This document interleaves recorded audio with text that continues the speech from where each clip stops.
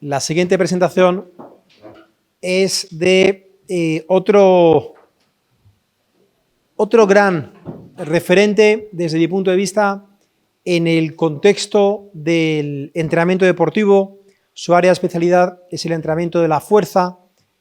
Vive de la escuela de uno de los grandes en entrenamiento de fuerza en España, el profesor Vadillo. Los que estabais fuera, si queréis, podéis aprovechar para pasar, sí. Ir ocupando espacios por ahí los que quedan. Y bueno, él, además de compañero en la Universidad Autónoma de Madrid, puedo presumir de tener un hermano. A veces los hermanos son de sangre y a veces son de cercanía. Bueno, pues de tener un hermano, no de sangre, pero casi. Y él trabaja al máximo nivel también en hockey hierba, trabaja al máximo nivel colaborando con staff técnicos de diferentes también selecciones nacionales. Trabaja muy cercano al atletismo de élite aquí en el CAR de Madrid, trabaja muy cercano con la Selección Nacional de Rugby y bueno, pues para mí es un auténtico placer presentar al doctor Víctor Cuadrado. Muchas gracias, Ricardo, por la presentación. Bueno, con esa presentación, pues pocas palabras que añadir. Bueno, dar las gracias a la red, sobre todo por esta iniciativa, porque al final compartir ciencia y en grupo, pues yo creo que es fundamental. Y dar las gracias a Ricardo, bueno, por contar conmigo y dejarme contar algo de lo que hacemos, ¿no? Bueno, yo voy a hablar un poco de, bueno, evidentemente venía a hablar de nuevas tendencias, de ciencia aplicada al entrenamiento. Bueno, pues voy a partir de un razonamiento que creo que es por el que todos estamos aquí, por el que nace esta red, porque todos los que estamos aquí queremos generar ciencia, pero una ciencia que podamos aplicar al contexto, ¿no? Si de hoy podemos presumir es que podemos hacer ciencia aplicada, ¿no? Y eso de lo que vengo a hablar, de cómo yo la ciencia que hago o que sigo haciendo la estoy aplicando a diferentes contextos de máximo nivel o el intento que hacemos de ello, ¿no? Pues bien, dentro de los factores determinantes del rendimiento, evidentemente en disciplinas de deporte de equipo ya tenemos muy claro que, como decían por ahí algún compañero, pues tiene que entrar la pelota, pero ya llevamos tiempo hablando que el que entre la pelota o qué pasa a nivel físico, que es lo que a mí como preparador físico me compete, qué es lo que pasa a nivel físico, a nivel biomecánico, a nivel neuromuscular, acciones de alta intensidad. Y vamos a tratar de caracterizar esas acciones de alta intensidad y ver cómo las podemos entrenar. Evidentemente eso no implica que haya una relación causa-efecto, bueno, se podríamos entrecomillarlo con que la pelotita entre, ¿no? Bueno, tenemos diferentes tipos de acciones, una de carácter más cíclico, otra de carácter acíclico. Hoy en concreto nos vamos a centrar en aquellas que son de carácter acíclico. Y para ello vamos a ir abordando diferentes preguntas que nos vamos haciendo y vamos a ir tratando de resolverlas mediante la ciencia, ¿no? Mediante la evidencia científica.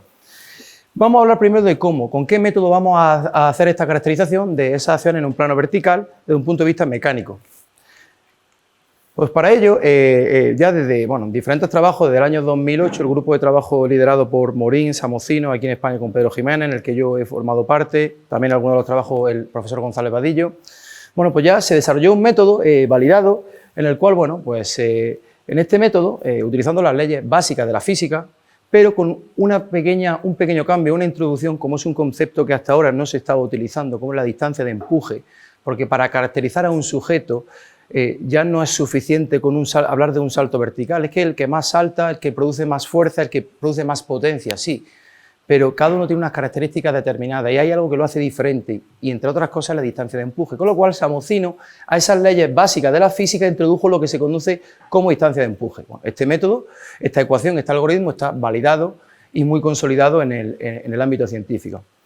Está validado tanto en CMJ como en SJ. Primero en Francia se hizo en SJ y luego aquí en España lo hicimos en CMJ porque entendíamos que el régimen de contracción que predomina en la mayoría de acciones de actividad física en general o de alto rendimiento en particular, pues hay un predominio de ciclo de estiramiento-acortamiento. Por eso hicimos esa validación. ¿Por qué este indicativo de, ojo, cuidado, ¿no? Porque al final es un método que hemos pretendido que sea un método de mucha aplicación a nuestro día a día, pero no porque sea sencillo de hacer, es fácil de entender. Me explico. Se han suscitado últimamente diferentes controversias, como que los perfiles de fuerza y velocidad no son estables y presentan mucha variabilidad, y que si hago perfiles en momentos muy seguidos, parece ser que salen cuestiones diferentes, o que el rendimiento no es lo que estábamos determinando, ¿no? Que no es el mismo rendimiento. Pues bien, hay que remarcar que la altura de salto y la distancia de empuje son fundamentales. Es decir, si no tengo en cuenta si ese cambio en el salto, con saltos progresivos con carga, o la distancia de empuje, hay un error importante. Es decir, que la herramienta está más que validada y funciona, pero si el input, es decir, en la introducción de los datos, el manejo de la herramienta no es adecuado, entonces sí podemos tener esos errores en la medición y sí puede haber variabilidad. Con lo cual, este método, repito, simple no es lo mismo que sencillo. Requiere un conocimiento neuromuscular para llevarlo a cabo, para decir estoy perfilando en condiciones. Requiere un calentamiento, una activación, entender algo de mecánica o biomecánica y dejarnos guiar por la estadística, porque tenemos, bueno, el método está desarrollado, se pueden ver en diferentes publicaciones, no vamos a entrar ahora en hablar de un poco de esa validez que tiene el propio método, porque el propio método nos permite saber si estamos cometiendo errores o no, porque ahí hablamos de regresiones en tiempo real, esa regresión nos está diciendo si alguna de las cargas se está alejando de la realidad y puede ser que se está alejando por una mala activación, por una mala ejecución técnica o por un efecto aprendizaje de un sujeto que no sabe saltar, entendiéndose no saber saltar como no tener esa coordinación adecuada, espacio-tiempo, intramuscular, etc. Con lo cual tenemos que tener en cuenta una serie de particularidades para utilizar este método. Sencillo de hacer, se mide una distancia de empuje con una cinta métrica, está descrito en la literatura, se utilizan 4 saltos con cargas progresivas, ya Amador García Ramos habla de método con 2 cargas, es cierto que si nuestros deportistas no están muy habituados, lo ideal es 4 cargas, una con el peso corporal, 4 saltos CMJ con el peso corporal, uno con el peso corporal, perdón, y otras 3 con cargas progresivas, porque lo que pretendemos es representar o radiografiar toda la relación fuerza-velocidad de ese sujeto, para tener información en cada uno de los escenarios, porque ya sabemos que cuando caracterizamos el rendimiento o las acciones de máxima intensidad, hablamos de producción de fuerza en la unidad de tiempo, dicho de otra manera, producción de fuerza a una velocidad determinada, con lo cual necesitamos caracterizar la aplicación de fuerza a diferentes velocidades, ¿no? Pues bien, este método lo que nos da, aquí vemos la imagen de la izquierda, vemos esa recta de regresión que evidentemente si está cercana a 1, siempre que uno está por encima de 0,9, pues ya entendemos que el método está bien realizado. Si alguno de estos puntos, que cada uno de estos puntos corresponde a cada uno de los saltos, pues si en este caso este punto, que es el segundo más rápido, estuviese alejado de la recta de regresión, pues podemos ir directamente al grano y decir ese salto con esa carga ha sido erróneo. Si he realizado más de un intento, utilizo otro intento, o si no, pues repito o suprimo el salto. Con lo cual, tengo que tener esa visión desde la estadística, en este caso desde una recta de regresión, para modificar o para entender si el método está bien o no está bien realizado. ¿Qué otra información tenemos? Pues tenemos información de esa relación fuerza-velocidad y una cosa determinante es el perfil óptimo. Samocino estableció que cada persona tiene un perfil óptimo porque la manera de producir potencia en un salto depende, todos sabemos, de la fuerza y de la velocidad, pero que cada persona tiene un perfil en el cual optimiza la potencia y ahí está la esencia, el saber cuál es tu perfil. Por lo cual, esta herramienta lo que nos da información de cómo estoy, pero cómo debería estar en base a mis prestaciones mecánicas, en base a mi distancia de empuje y en base a cómo estoy produciendo la fuerza. Y eso es uno de los grandes valores de esta herramienta, porque además lo que nos dice es cuánto rendimiento me estoy dejando por el camino. En este caso, este perfil está a un 90%, se puede decir que tiene un desequilibrio de fuerza, porque está por debajo del 100%, de un 10%. Y además nos da el valor de F0, V0 y potencia máxima. ¿Qué es la F0? Es la fuerza isométrica máxima estimada, porque no está hecho con plataforma de fuerza. Es la máxima fuerza isométrica ante una velocidad nula. La V0 es la máxima velocidad de acortamiento muscular. Esto lo remarco de acortamiento muscular porque ha salido por ahí las cuestiones lesionales. Ya veremos cómo Samocino en diferentes trabajos hace alusión que la velocidad de acortamiento muscular tiene un límite. ¿Y por qué digo esto? Porque si yo no entiendo el perfil fuerza-velocidad, si no le doy a un deportista lo que necesita y por las características, por el contexto de mi deporte, porque me encuentro en la segunda vuelta de un campeonato y me han dicho que en mi deporte prima las acciones de alta intensidad, prima la chispita y prodigo estímulos de altas velocidades con bajos niveles de fuerza, estoy generando alta velocidad de acortamiento muscular. Y si existe un límite en la velocidad de acortamiento muscular y yo prodigo ese tipo de estímulo que ya tengo mucho y no me voy al caso contrario, pues ¿qué puede ocurrir? Pues lo que está ocurriendo, muchas lesiones musculares. Ya veremos ahora después relaciones en contextos reales de cómo a medida que se incrementa el desequilibrio de fuerza en concreto, se pueden disparar las lesiones de índole muscular, porque estamos prodigando ese estímulo de velocidad de acortamiento muscular y precisamente la musculatura isquiosural se rompe, en algunos de los momentos que se rompe siempre hay, o cercano o durante, una acción de alta velocidad de acortamiento muscular, junto con otras cuestiones de la cinemática de la cadera, etcétera, etcétera. Bien, ya voy adelantando algunas cuestiones de aplicación, ¿no? Con lo cual, este perfil nos da un valor de F, un valor de V y un valor de potencia máxima. Y por tanto, bueno, y un valor de desequilibrio.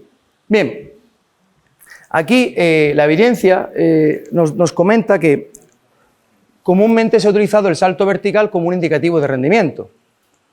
Más salto, más rendimiento, y es cierto. Pero Samocino demuestra desde la física que para optimizar el salto, para incrementar la altura del salto, que es todo lo que queremos como preparadores físicos, si mi deportista salta más, rinde más, ese incremento de la altura de salto depende de dos cuestiones, de la potencia máxima, sin lugar a dudas, pero del equilibrio entre la fuerza y la velocidad. ¿Qué ocurre? Que si sigo incrementando la potencia, pero no equilibro la relación entre la fuerza y la velocidad, estoy mermando el rendimiento y puedo estar incurriendo en tener un mayor desequilibrio de fuerza, un mayor sobreestimulación de esa zona de alta velocidad de acortamiento muscular y por tanto mi deportista puede que salte más, pero también está rindiendo menos de lo que debía y puede ser que se esté disponiendo a tener más riesgo de lesión, ¿no? Por tanto, podríamos decir que tenemos como dos grandes objetivos si trabajamos en base al perfil de fuerza y velocidad. En primer lugar, equilibrar. Y una vez que se equilibra, seguir incrementando la potencia, porque la potencia es determinante para la producción de fuerza en componente vertical y en componente horizontal también. La potencia es muy importante, pero pasa a un segundo plano si no tenemos un correcto equilibrio. Esto nos hace un poco poner en duda y cambiar el paradigma. ¿Por qué? Porque nos podemos encontrar situaciones donde tengamos un deportista que en una segunda vuelta de un campeonato, si hablamos de fútbol, por ejemplo, que está haciendo una sentadilla muy pesada y su compañero de equipo, digamos hasta de posición, lo tenemos haciendo multisaltos con vallas. Y decimos, ¿está entrenando lo diferente? No, están entrenando lo mismo. Están entrenando lo que su sistema nervioso necesita en este momento. Otra cuestión será un poco la dinámica semanal. ¿Por qué? Porque el que tiene un desequilibrio de fuerza, porque no tiene adaptaciones en esa producción de fuerza a bajas velocidades, ese daño estructuralmente ese estímulo será dañino. Con lo cual, evidentemente, a 48 horas previas de un partido, si aunque sea lo que necesita, que es lo que dice la herramienta, se lo propongo, seguramente el día del partido se mueva o no se mueva, porque tenga un daño muscular importante, tenga muchas agujetas. Y sin embargo, el que está en equilibrio o el que tiene un desequilibrio en el lado contrario, se puede permitir 48 horas antes hacer acciones de carácter explosivo, porque digamos que hasta les puede venir bien porque le supone una activación, ¿no?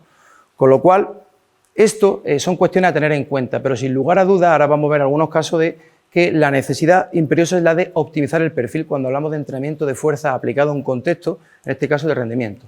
Bien, por tanto, podemos tener diferentes perfiles, un perfil con un desequilibrio de fuerza donde se cuantifica por debajo de 100, o todo lo contrario con un desequilibrio de velocidad. ¿Qué ocurre? Que podemos tener dos sujetos, dos deportistas, tenemos casos reales pero no tenemos tiempo suficiente, que pesen lo mismo, que tengan inclusive la misma distancia de empuje, es decir, que recorran la misma distancia antes de despegarse del suelo y que le coloquemos una carga, imaginaros una carga estándar, el 50% del peso corporal y que salten lo mismo.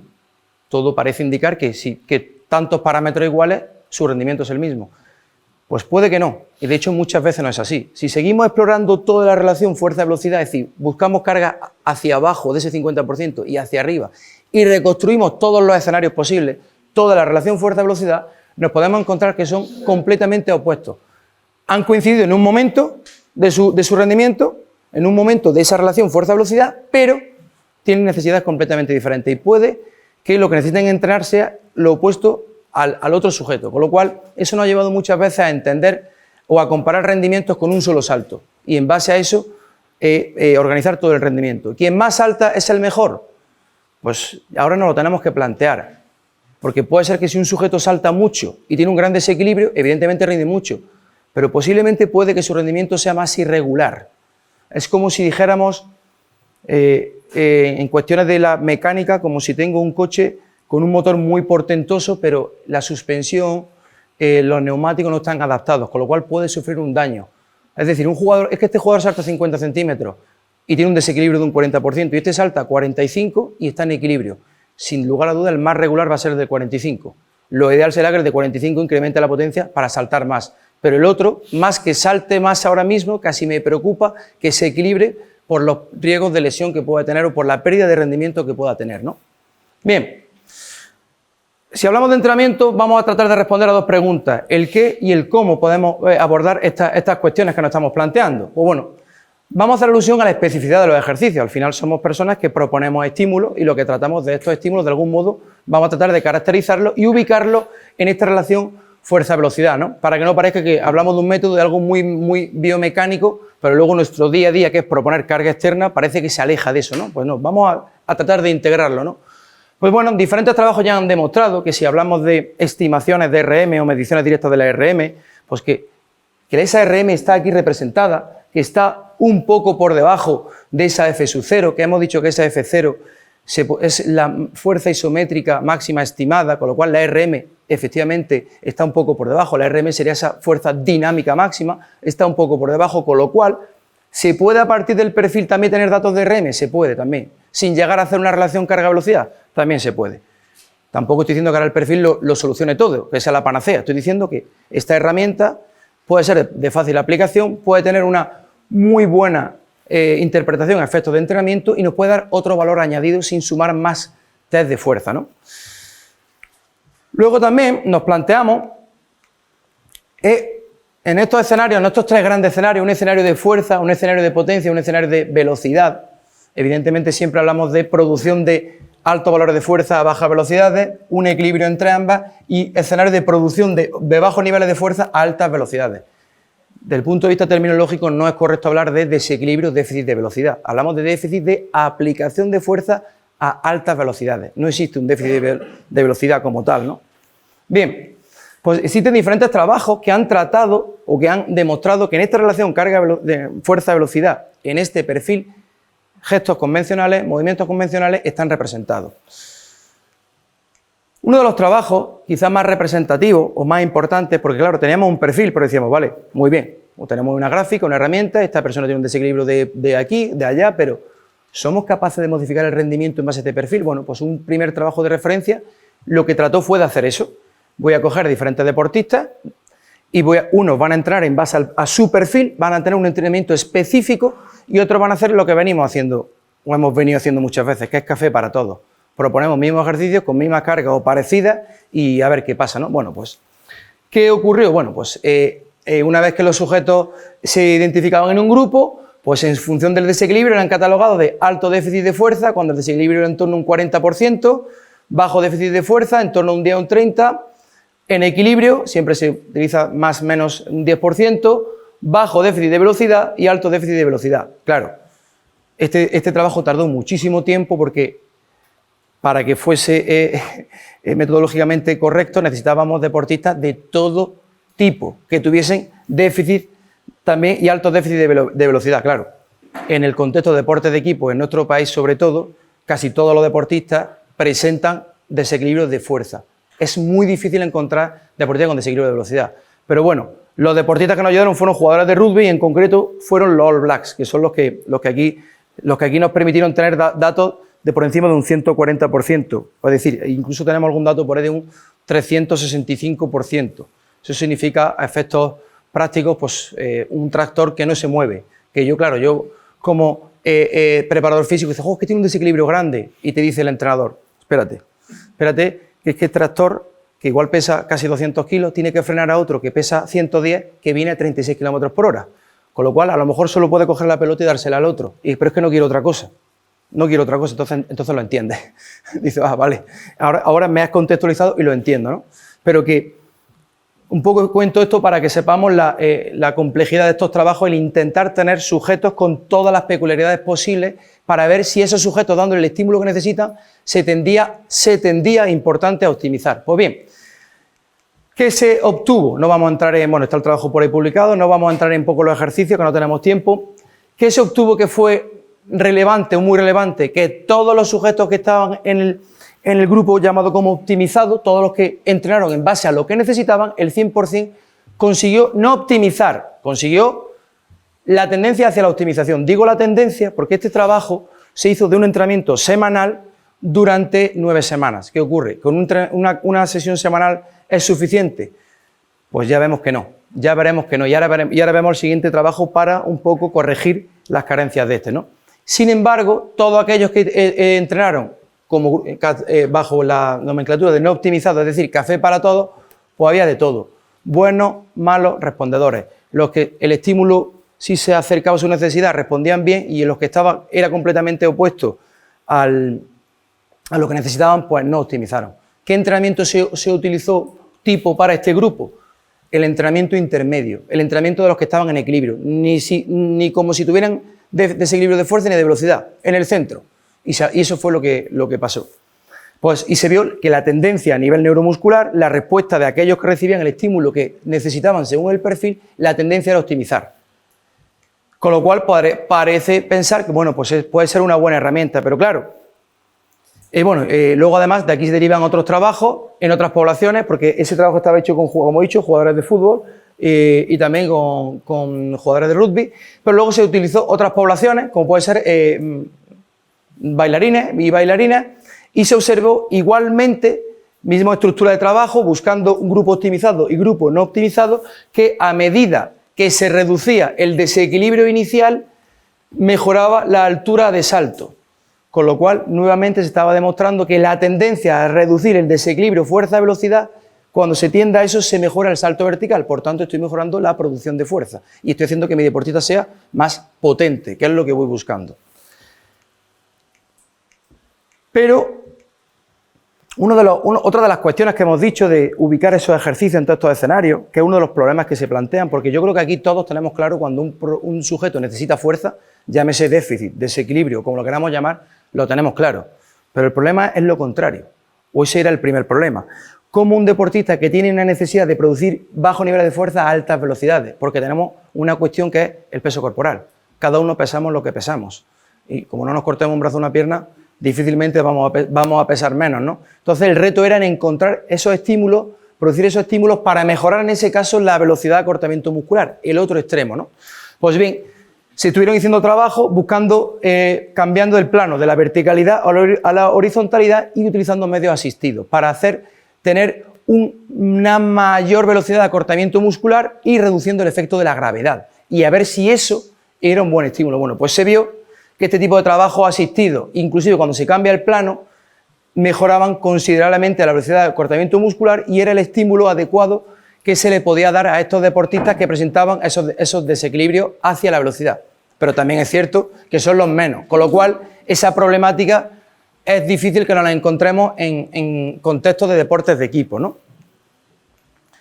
Bueno, aquí se ve en ese trabajo cómo se fue midiendo los valores de fuerza y de velocidad y se ve cómo cuando se hace un squat jump normal, vertical, tanto con carga como con el peso corporal, versus horizontal asistido, se ve cómo se dispara la velocidad considerablemente, casi de manera exponencial. Es decir, que trabajo con trineos, por ejemplo, o con cualquier superficie que lleve ruedas, que desmultiplique el efecto de la gravedad y además con un carácter asistido, es un buen método para que la velocidad de acortamiento muscular. Lo mismo con la velocidad, me he cargado esto, Ahí. Pues puede ser un muy buen estímulo para aquellos deportistas que presentan eso. Lo digo un poco porque no se trata de una receta, un ejercicio que me invento que queda bien. No, un ejercicio se ha pretendido, ver si realmente reproduce esa necesidad neuromuscular que ese deportista presenta a efectos de su perfil fuerza-velocidad. Bien. Pues al final el mensaje que se quiere transmitir con todos estos trabajos es que la tendencia es no darle al deportista lo que ya tiene, sino darle lo que necesita. Y durante mucho tiempo se ha estado dando lo que el contexto creíamos que nos estaba pidiendo. Es que es un contexto de acciones de carácter explosivo, le doy solo explosividad. Pues puede ser que lo que necesite sea todo lo contrario. Y no porque le esté dando lo contrario está perdiendo esa explosividad.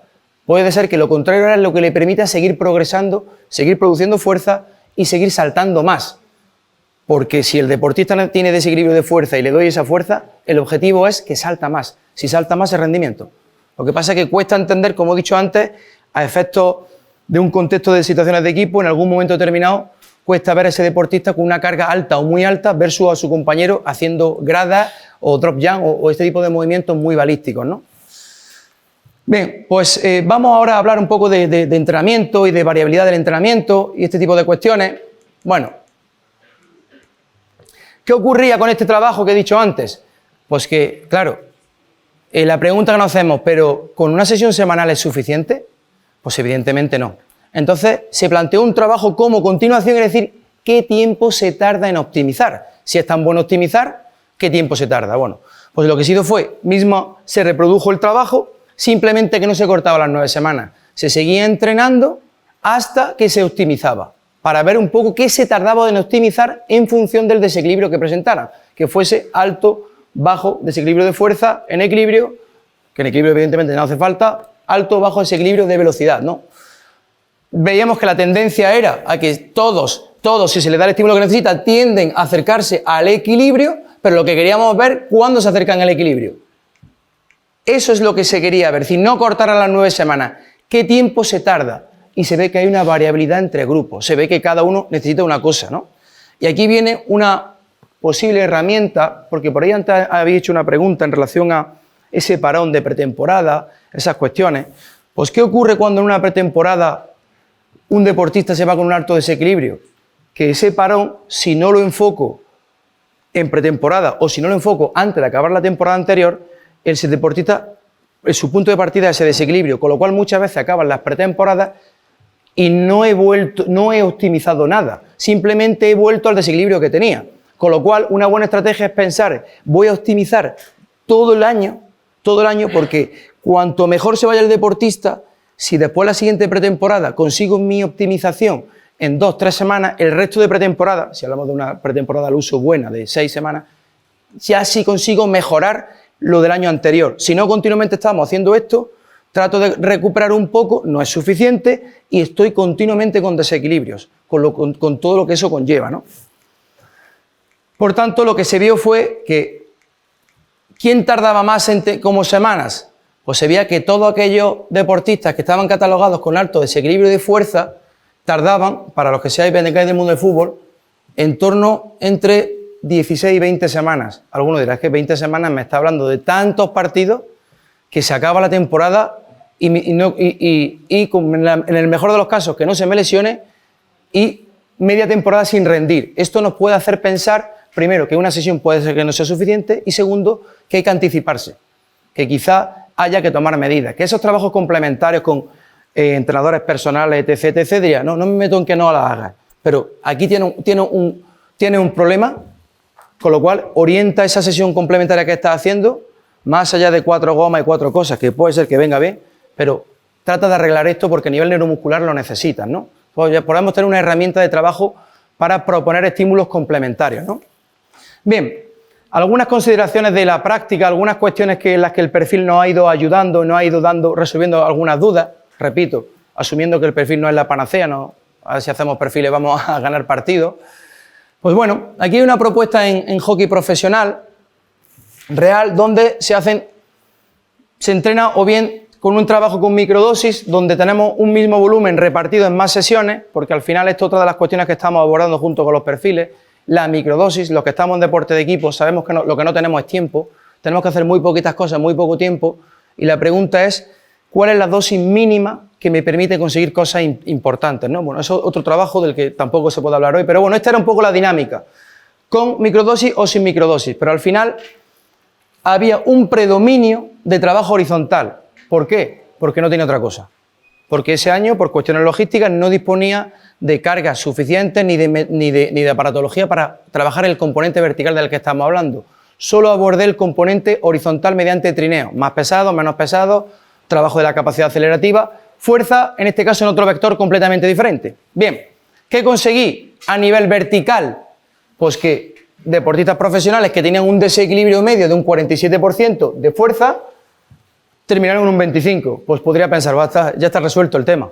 Si solo con trineo he conseguido mejorar el perfil vertical, pues parece que individualizar o utilizar el vector vertical con todo lo que conlleva altas cargas, pues no es necesario. Bien, pues llega la segunda vuelta al campeonato, hago exactamente lo mismo y fijaros lo que ocurre. Nada. No ocurre absolutamente nada. Significa que hasta ahí has llegado. Esto, la lectura que tiene que el deportista, aunque sea de alto nivel, que no tenga buena adaptación en el entrenamiento de fuerza, entre comillas, casi todo sirve. Y se da muchos casos, por desgracia, en nuestros deportistas de alto nivel, que tenemos bajos niveles de fuerza. ¿Qué ocurre? Que llega un momento que el perfil vertical no es suficiente, sino que necesitamos buscar otro tipo de estímulos, con lo cual deberíamos optimizar tanto en la verticalidad como en la horizontalidad. Hoy estamos trabajando solo de la verticalidad, pero sí es cierto que durante mucho tiempo, muchos trabajos y algunos muy buenos, nos han dicho que el que más corre es el que más salta y viceversa. Pero hay que decir que muchos de esos trabajos se han hecho con no muestras de alto nivel, y en los que se han hecho con muestras de alto nivel no se ha profundizado en la mecánica, es decir, no se han buscado relaciones entre las variables mecánicas que explican el perfil vertical y horizontal. Nosotros lo hicimos y vimos, este trabajo está publicado hace ya un tiempo, que no existe relación. Cuando hablamos de deportistas de máximo nivel, es decir, las variables mecánicas que explican un perfil no están explicando el otro, no existe una relación adecuada, suficiente como para decir, si solo entreno un componente, un vector, mejoro el otro. Sí, al principio, o sí, en un momento determinado, cuando genera adaptaciones, pero no siempre, no en esa especificidad que debe tener un deportista de máximo nivel, ¿no? Otras cuestiones, bien, talento. Bueno, talento, aquí toco una pequeña pincelada de talento, tampoco voy a decir que ahora los perfiles vayan a descubrirnos a los mejores jugadores, pero pongo un caso real con una cantera de un equipo top 5 a nivel mundial, segundo equipo de los que o se van del club o son profesionales, porque no les queda otra en ese club del que estamos hablando. Claro, si ya vemos algo de perfiles, vemos un jugador con ese desequilibrio tan grande de fuerza, pues un jugador que viene de una plastia de un ligamento cruzado anterior con alta deportiva total y jugando.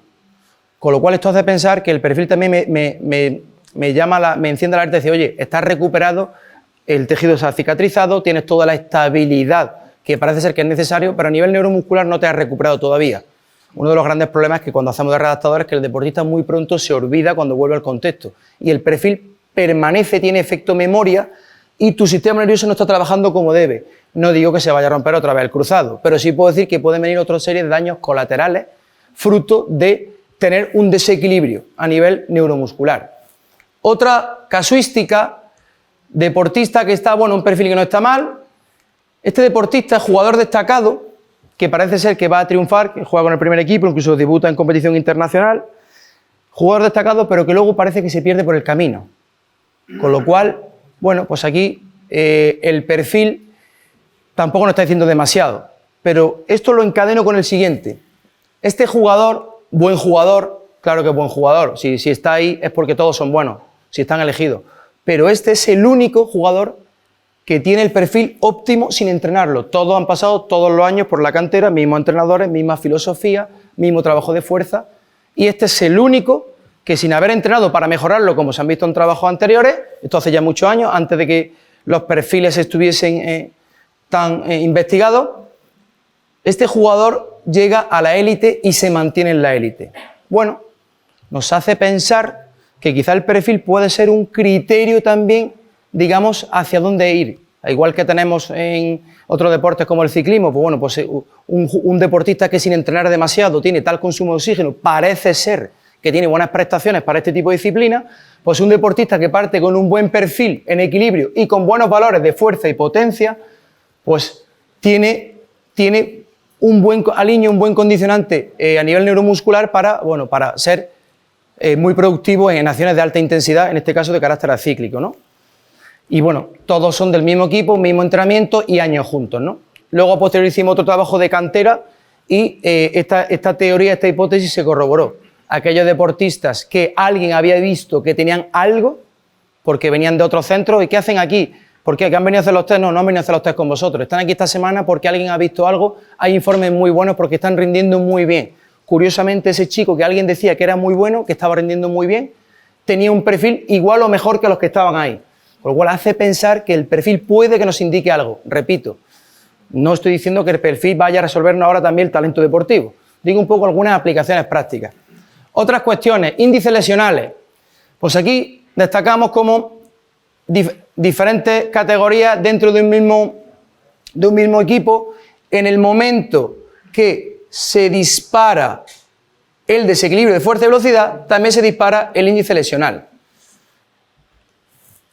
hay un incremento en la edad, hay un incremento de las necesidades, hay un incremento de las acciones de alta intensidad, juego mucho más intenso, mucha mayor demanda condicional, y si a eso le sumamos un incremento del desequilibrio porque no se entrene la fuerza como se deba o no lo suficiente, pues ha llevado a un incremento lesional importante. ¿Se repite siempre? Pues donde nosotros hemos podido tener acceso a la información de cantera, sí se repite, o la tendencia es muy parecida a esta, con lo cual, nuevamente, parece ser que el perfil puede ayudarnos un poco a identificar factores de riesgo. Bien, más cuestiones. Hablamos de fútbol sala profesional, en este caso se hace según la literatura, se cuantifican lesiones por tiempo de juego y tenemos 4 casos, 4 jugadores que se lesionan. Vemos que el jugador 1, pues bueno, pues en cuanto a minutos jugados se acerca a la media, pero sin embargo tiene un gran desequilibrio. Pues representa el 16% de las lesiones totales que tiene el equipo, del número de veces que se lesiona. Bien, el jugador 2 juega muy poquito y tiene un gran desequilibrio. Pues presenta un 12% de las lesiones totales. Bueno, hasta aquí va, sin más. Pero vemos al jugador 3 que juega mucho, muy por encima de la media, pero que tiene muy bajo desequilibrio y solo representa el 4% de las lesiones totales. Y el jugador número 4 es un jugador que juega todavía mucho más y que tiene un gran desequilibrio también y representa el 22%. Con lo cual, minutos jugados, volumen de juego y desequilibrio pueden ser entre los dos un buen criterio también para establecer un riesgo lesional, ¿no? Estos son casos reales de equipos, en este caso equipos profesionales de fútbol sala. Al final, bueno, pues todo esto lo que nos lleva un poco es a que cuando queremos tener esta metodología como nuestro eje, uno de los ejes de nuestro trabajo, pues que debemos pensar, tener en mente el optimizar. Y ello, para optimizar el perfil, pues deberíamos tener en cuenta pues una estructura semanal de trabajo, estructura de las sesiones, inclusive estructura de las tareas. Porque si a esto lo asociamos con lo que he comentado antes de entrenamiento por microdosis, perfectamente se pueden proponer 1 o 2 ejercicios según qué zona del perfil tengo que estimular diferentes momentos de la semana y obtener resultados importantes, sin la necesidad de decir estoy dedicando 2 o 3 sesiones semanales de fuerza, no, estoy utilizando varias pequeñas microdosis en un calentamiento al final de la sesión, según el tipo de estímulo que queramos, qué zona queramos trabajar, y puede ser suficiente para ir consiguiendo adaptaciones significativas. No voy a entrar en toda la estructura de la semana, porque esto no deja de ser una receta, y no estamos, yo creo, para recetas, sino para dar argumentos para la receta que cada uno quiera o necesite, ¿no? Bueno, aquí se ve un caso de un equipo al que se asesora, el que sí trabaja en base a esta metodología y donde, bueno, pues lleva a cabo estas cuestiones, estableciendo lo que entendemos como unidades de carga, bloques temporales de 20 minutos, y dentro de esos 20 minutos hay estructuras de acciones técnico-tácticas conjugadas con acciones de fuerza en base a esa necesidad, ¿no? Un grupo que trabaja en una zona y acto seguido sale y juega y así, ¿no? Bueno, diferentes estrategias en base también a la logística de cada uno, ¿no? Bueno, pues muchas gracias, retiro mi agradecimiento y nada, buenas tardes.